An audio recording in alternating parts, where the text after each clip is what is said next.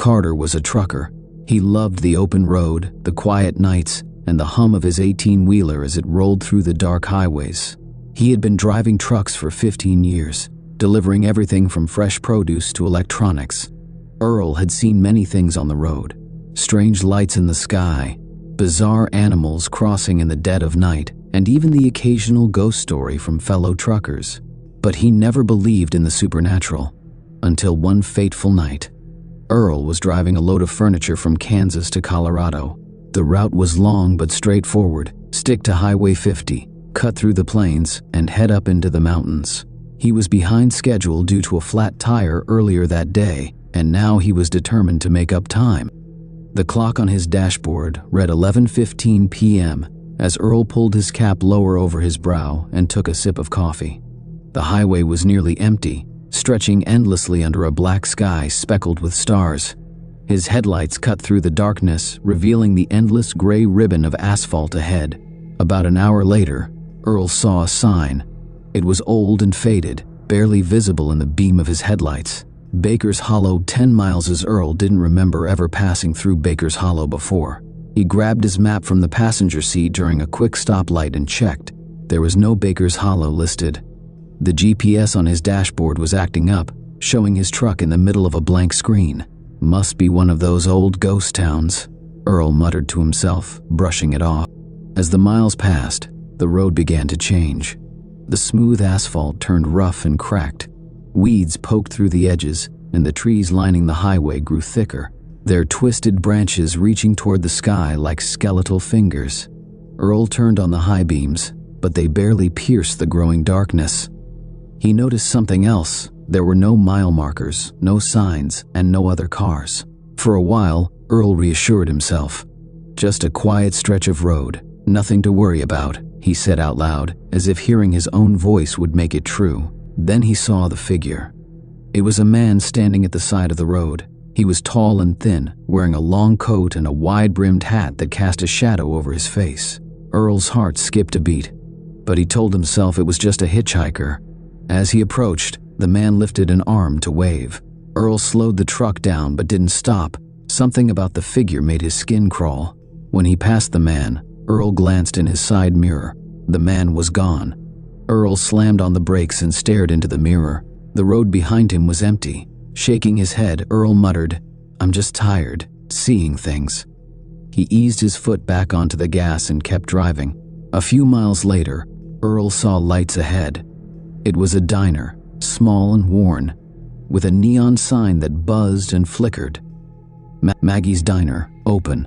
Grateful for a chance to stretch his legs, Earl pulled into the gravel lot and parked his truck.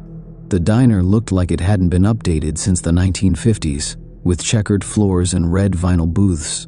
A lone waitress stood behind the counter, wiping it down with a cloth. She looked up and smiled, but it didn't reach her eyes. "Coffee?" she asked. "Yeah, and maybe a piece of pie," Earl said, sliding into it.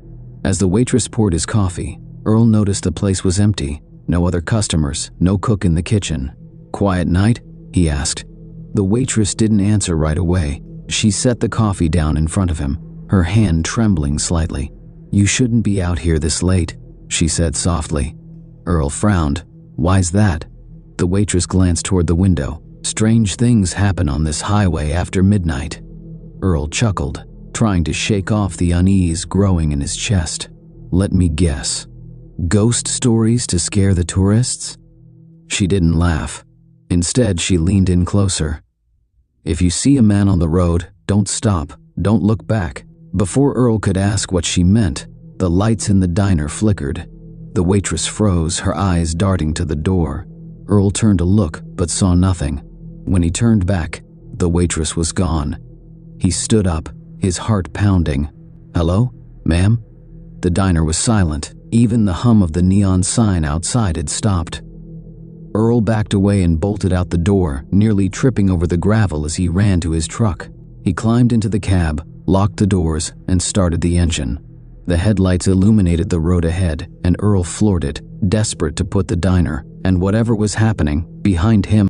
The highway seemed even darker now, the trees pressing closer. Earl's hands gripped the steering wheel so tightly his knuckles turned white. Then he saw the man again. This time the figure stood in the middle of the road. Earl blared his horn, but the man didn't move. As Earl got closer, he realized the figure wasn't alone. Shadowy shapes stood on either side of the road, dozens of them, all watching him. Earl swerved to avoid the man, the truck skidding slightly on the rough pavement. When he looked in the rearview mirror, the road was empty again. His breathing was ragged, his mind racing. "This isn't real. This isn't real," he repeated. But the radio crackled to life, cutting off his thoughts. A voice came through, distorted and low. "Turn back." Earl grabbed the CB mic.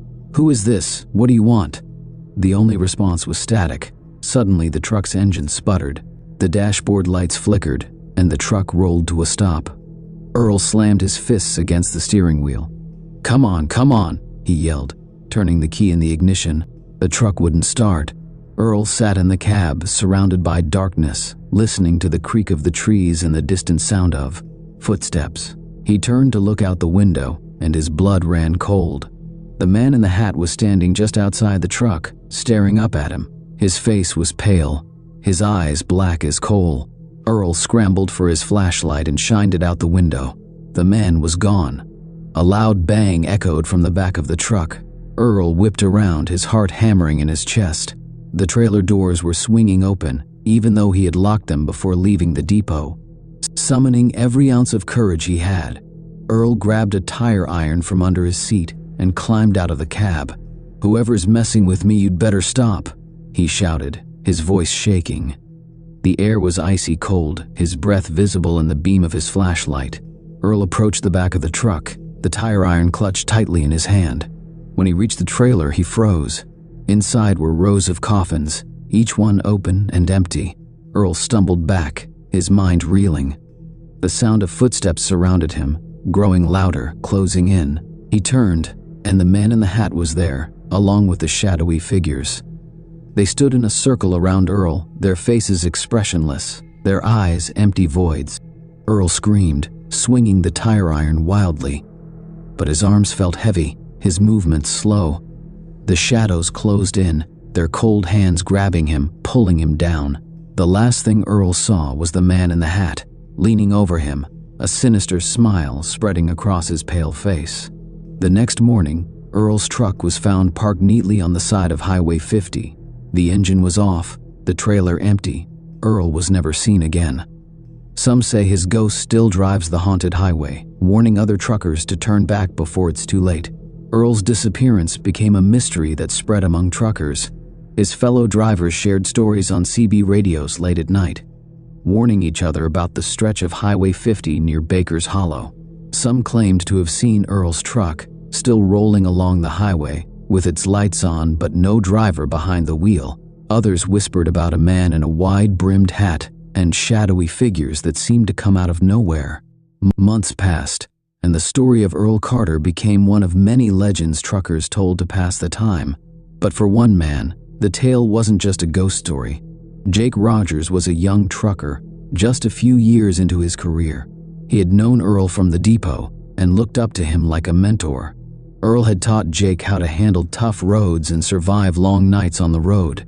When Jake heard about Earl's disappearance, he couldn't shake the feeling that there was more to the story.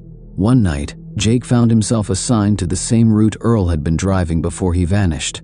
His dispatcher had assured him it was a safe and routine delivery, but as Jake loaded his truck and looked at the map, a chill ran down his spine. The route included the infamous stretch of Highway 50. Jake debated whether to ask for a different assignment, but his pride got the better of him. "I'm not scared of some old ghost story," he muttered. He left the depot just as the sun was setting, determined to make the trip in record time. For the first few hours, everything was normal. The highway was quiet, the scenery monotonous, and the truck hummed steadily beneath him. But as he approached the area where Earl had vanished, Jake noticed the changes. The road grew rougher, the trees denser, and the air colder. His GPS screen glitched, displaying strange symbols before going dark entirely. Jake gripped the steering wheel tighter, his pulse quickening. He passed the same faded sign Earl had seen, Baker's Hollow 10 miles. Jake felt a shiver but kept driving. The diner appeared, its neon sign flickering weakly. Jake didn't stop. He remembered the stories and kept his eyes on the road, even as he thought he saw a shadowy figure standing in the diner's window. A few miles later, Jake saw the man in the hat. The figure stood on the shoulder of the road, motionless, watching him. Jake's heart pounded, but he didn't slow down. He gritted his teeth and pressed harder on the gas. The man appeared again, this time in the middle of the road. Jake swerved, narrowly avoiding him, and shouted, "Leave me alone." When Jake checked his mirror, the road behind him was empty. The radio crackled and a familiar voice came through. "Jake, turn back." Jake froze. It was Earl's voice. He grabbed the CB mic. "Earl, is that you? Where are you?" The voice answered, distorted and faint. "Don't let them take you. Don't stop, no matter what." Before Jake could respond, the radio went silent. The engine sputtered, and the truck came to a sudden stop. Jake slammed his fists on the dashboard. "Come on, not now." He grabbed his flashlight and stepped out of the cab, his breath visible in the freezing air. The darkness was thick, almost suffocating, and the only sound was the crunch of gravel under his boots.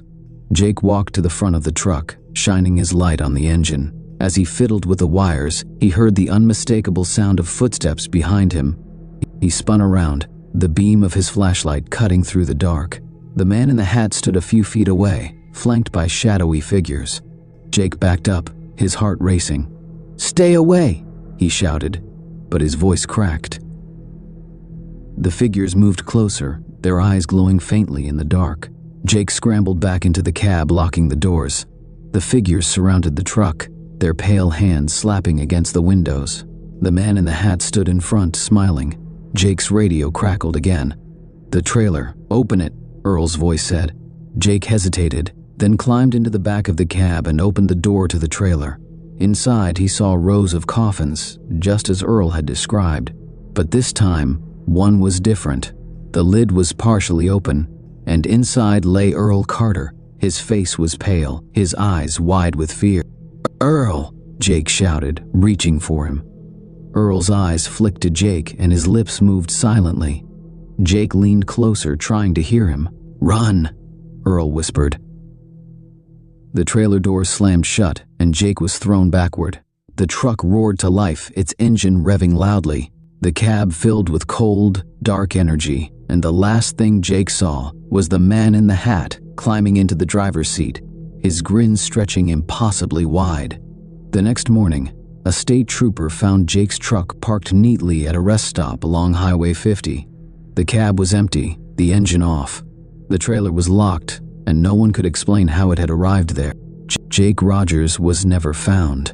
Truckers still talk about the haunted highway, warning each other to avoid it at all costs. They say Earl's truck still appears on foggy nights, followed closely by another truck with no driver. And if you see the man in the hat, don't stop, don't look back. Some roads, they say, are better left untraveled. Years passed, and the legend of the haunted highway only grew. Truckers avoided Highway 50 whenever they could, especially the stretch near Baker's Hollow. But curiosity has a way of drawing people to the unknown, and not everyone heeds the warnings. Laura Daniels was a freelance journalist with a taste for the bizarre. She had written stories about haunted houses, UFO sightings, and unsolved murders. When she stumbled upon the story of Earl Carter and Jake Rogers, she knew she had found her next big feature. Laura wasn't the type to believe in ghosts. To her, the stories were just folklore, exaggerated tales truckers told to entertain each other. But she couldn't deny the chilling pattern of disappearances along that stretch of Highway 50. Armed with a notebook, a recorder, and her old but reliable SUV, Laura set out to uncover the truth. She drove into the night, her headlights slicing through the dark.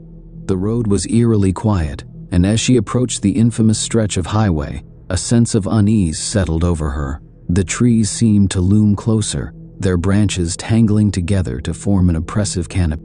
Her GPS flickered, then went dark. "Typical," Laura muttered, tapping the screen. She wasn't surprised. Cell service had been spotty all night. She passed the faded Baker's Hollow 10 miles sign, the words barely visible under a layer of grime. Her pulse quickened, but she forced herself to stay calm. "Just a creepy old road," she said out loud, as if hearing her own voice would keep the fear at bay. A few miles later, the diner came into view. Its neon sign buzzed faintly, casting an eerie glow over the gravel lot. Laura pulled in, her curiosity piqued. She grabbed her recorder and stepped out of the SUV, the crunch of gravel loud in the still night. The diner looked abandoned, yet the neon sign still flickered. She pushed open the door, and the bell above it jingled softly. Inside, the air was stale. The booths were coated in dust, and cobwebs hung from the ceiling. Laura ran her fingers over the counter, leaving a clean streak in the grime. "This place hasn't been open in years," she murmured, flipping on her recorder. A faint sound made her pause. It was a soft hum, like someone humming a tune just out of earshot. "Hello?" she called, her voice echoing in the empty diner. The hum stopped. Laura's heart raced as she turned toward the window. Outside, under the flickering neon light, stood a man in a wide-brimmed hat. She froze, her breath catching in her throat. The man didn't move, didn't wave, didn't speak. He just stared at her. Laura fumbled for her camera, snapping a picture through the dusty glass. But when she lowered the camera, the man was gone. Her hands trembled as she reviewed the photo. The frame was empty, showing only the neon sign and the gravel lot. "Okay, that's weird," she whispered, shoving the camera back into her bag. Laura bolted out of the diner and climbed into her SUV, locking the doors. She started the engine and peeled out of the lot, her tires kicking up gravel. As she drove, the air inside the car grew colder. The radio crackled, and a deep voice filled the cabin. "Turn back." Laura's blood ran cold. "Who is this? How are you on my radio?" The voice didn't answer. Instead, the radio emitted a low, distorted laugh. Suddenly, her headlights illuminated a figure in the middle of the road. Laura slammed on the brakes, the SUV skidding to a stop. The man in the hat stood before her, his pale face lit by her high beams. His eyes were black pits, and his lips curled into a sinister smile.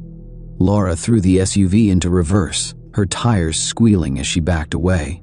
But when she glanced in the rearview mirror, her heart stopped.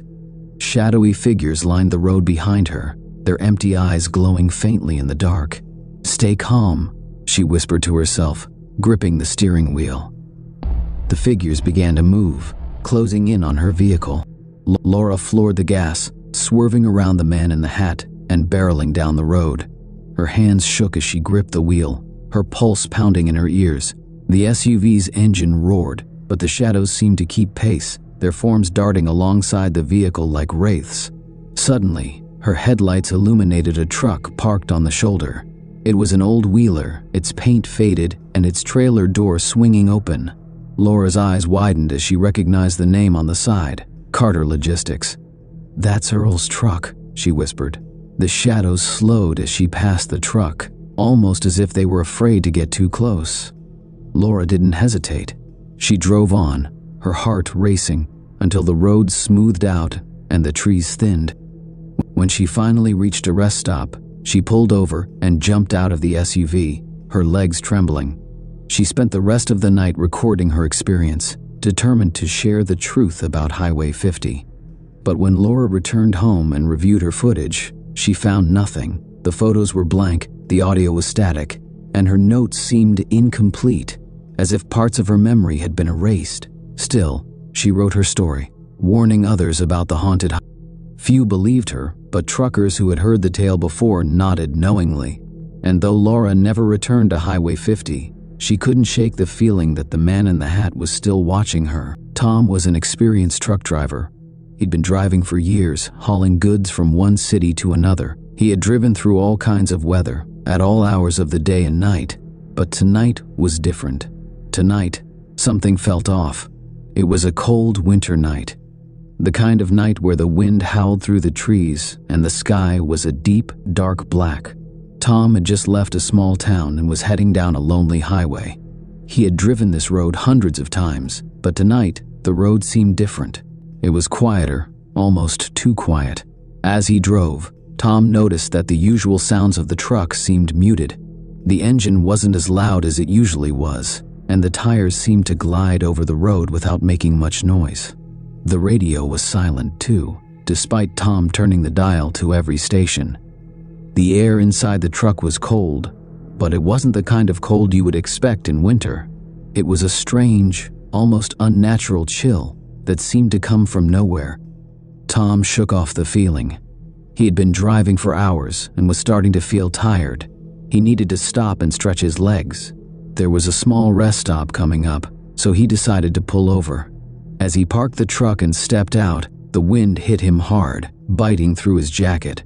The rest stop was deserted. There were no other trucks or cars in the lot.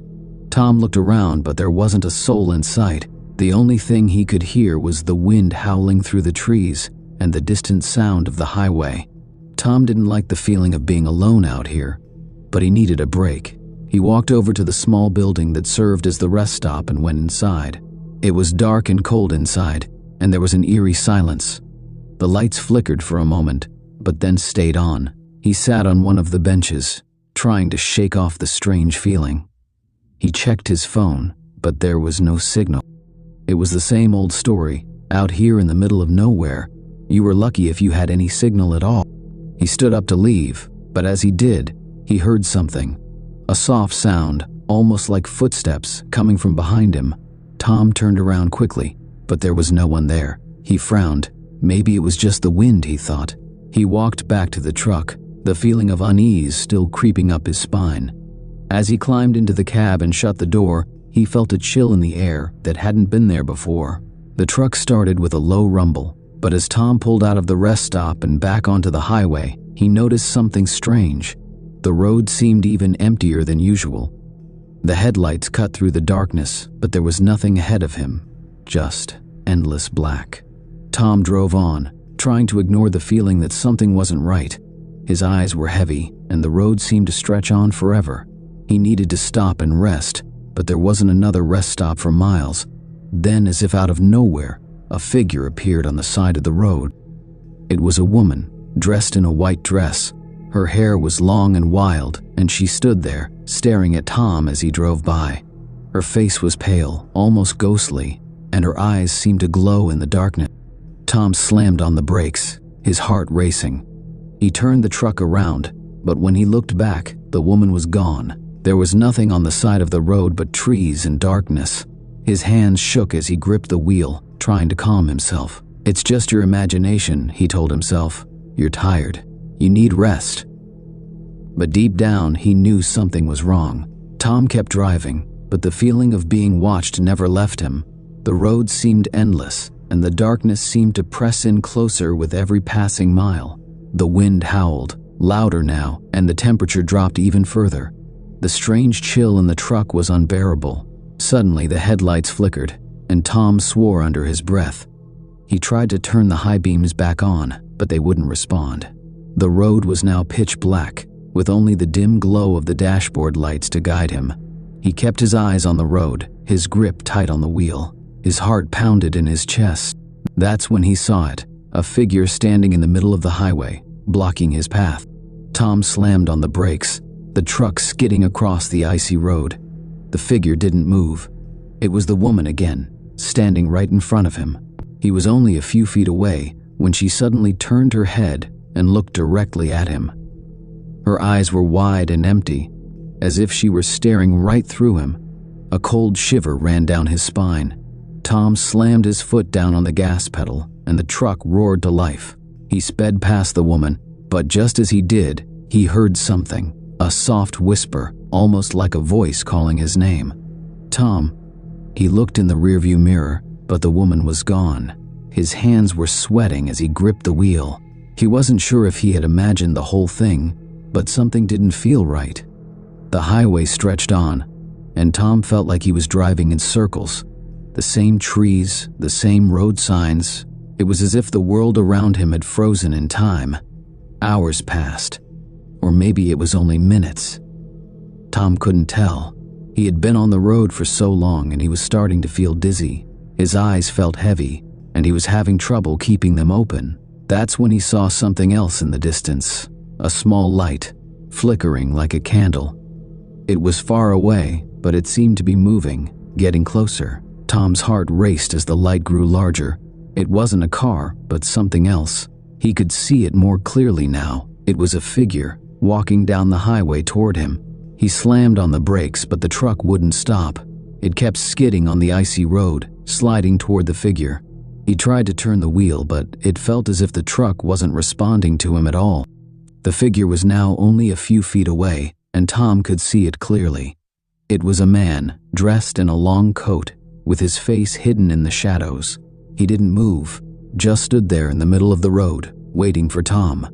Tom's heart raced as he tried to stop the truck, but it was no use. The truck hit the man with a deafening crash. Tom felt the impact, heard the horrible sound of metal crunching, but when he looked up, the road was empty again. No sign of the man, no sign of anything. The truck came to a sudden stop. Tom sat frozen, unable to move. His mind raced, but his body was paralyzed with fear. He had to get out of the truck. He had to find out what had just happened.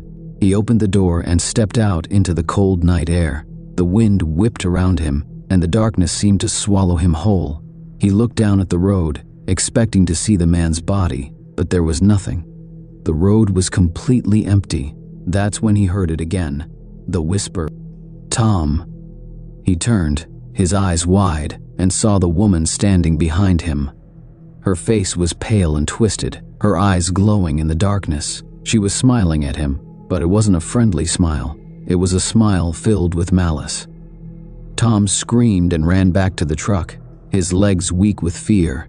He jumped into the cab, slammed the door shut, and started the engine. But the truck wouldn't start. The lights flickered, and the engine sputtered, but it didn't turn over.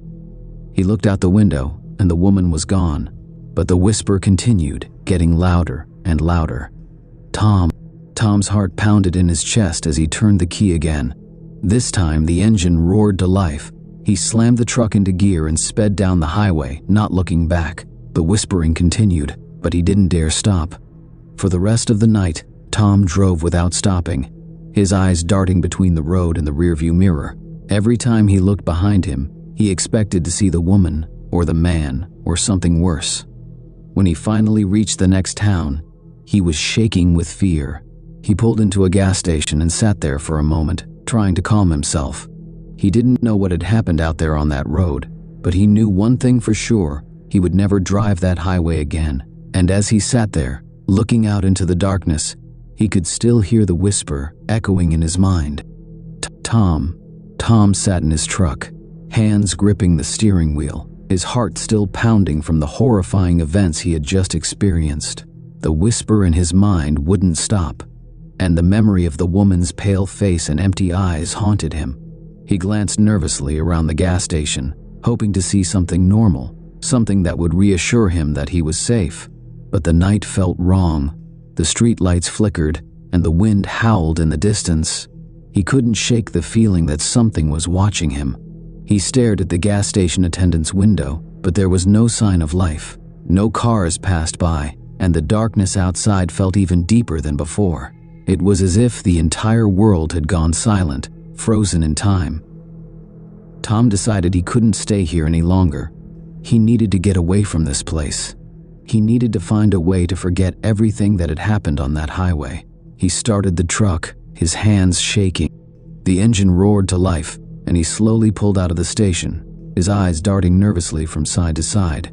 The road ahead seemed deserted, just as it had been when he first began his journey. But this time, the highway felt different, like a dark, endless tunnel that he couldn't escape. As he drove, the familiar stretch of highway that he had traveled countless times now felt like a nightmare.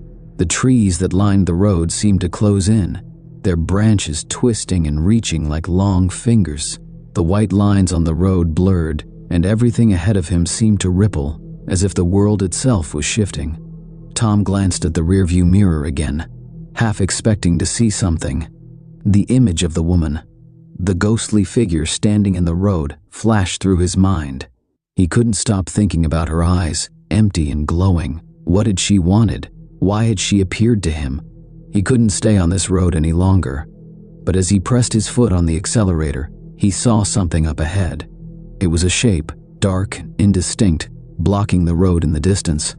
He slowed the truck, squinting through the windshield, trying to make out what it was.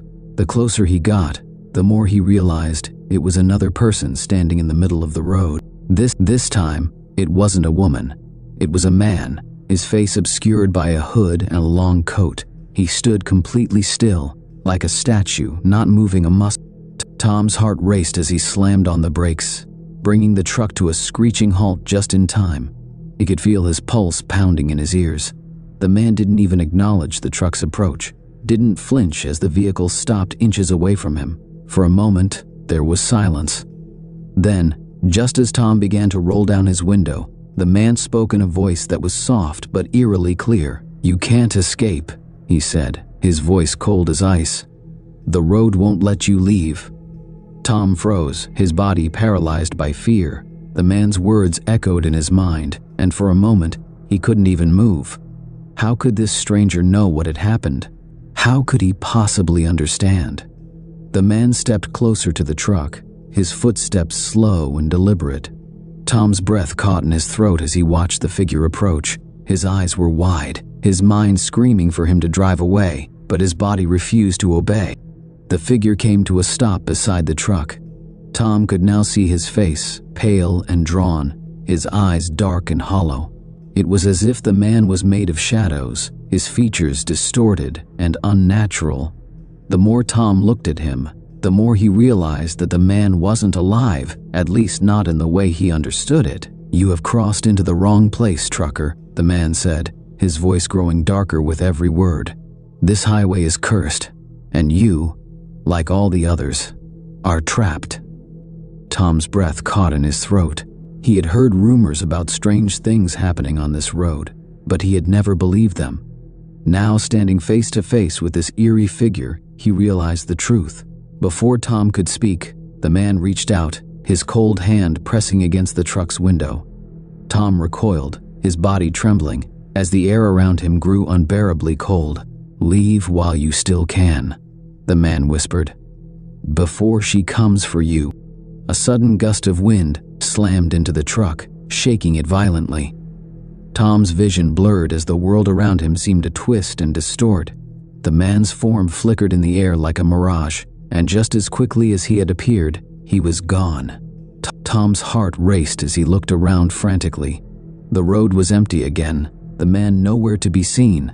He slammed the truck into gear and floored the accelerator, speeding down the highway. But as he drove, the highway seemed to stretch on forever. The trees seemed to move, bending toward the truck as if they were closing in on him. The road twisted and turned in unnatural ways, and the darkness seemed to grow thicker with every mile. The headlights flickered, then went out entirely, leaving Tom in pitch blackness. He slammed on the brakes, panic rising in his chest. He had to stop. He couldn't see. The truck skidded to a halt, and Tom sat frozen, gasping for air, trying to calm his racing heart. His hands gripped the wheel so tightly his knuckles turned white. Then he heard it, the whisper. It came from all around him, as if the darkness itself was speaking to him. Tom. He looked out the window, his breath fogging up the glass. He saw nothing at first, but then, in the distance, he saw a faint light, flickering like a candle, the same light from before. But this time, it wasn't far away. It was much closer. Closer than he could ever have imagined. The truck's engine roared to life, as if responding to the whisper. The light in the distance grew brighter, and Tom's eyes widened in horror as he realized what was happening. The light wasn't a person. It was the figure of the woman, the one he had seen earlier. She was standing at the edge of the road, her hair wild and her eyes glowing, her face twisted in an unnatural grin. Tom tried to put the truck in gear, but the gears wouldn't shift. His heart pounded in his chest as he pressed harder on the gas, but the truck wouldn't move. It was as if the vehicle itself had become part of the nightmare, trapped on the road with no way out. The woman's figure came closer and closer, her eyes fixed on Tom. The whisper grew louder, drowning out all other sounds. "Tom, you belong here now." Suddenly, the truck lurched forward, slamming into something. The headlights flared to life, and Tom looked around in a panic. The woman was gone. The road was clear again. He couldn't breathe. His vision was blurry, and he felt dizzy, as if the world was spinning out of control. The truck came to a stop, and Tom fell back into his seat, gasping for air. He could barely process what had just happened. The road was silent now. The trees were still. Everything seemed normal again, as if nothing had happened. But Tom knew better. He knew that he wasn't free, not yet.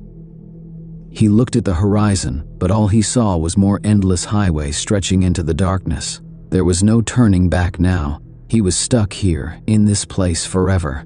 And in the back of his mind, he heard it again, the whisper, "Tom, it would never stop."